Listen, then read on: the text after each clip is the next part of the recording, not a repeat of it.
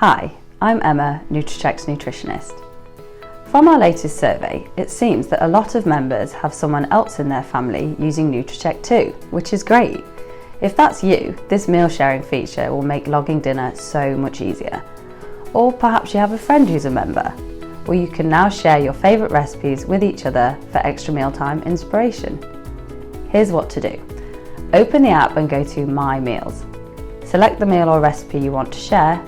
Look for the share symbol at the top of the screen and tap Share with Contacts. Now choose how you want to send it to them. You can share in a number of ways, for example, text message, WhatsApp or email. When the other person receives and opens your recipe, they're taken into the Nutracheck app where they tap Accept and it goes into their Shared Meals folder.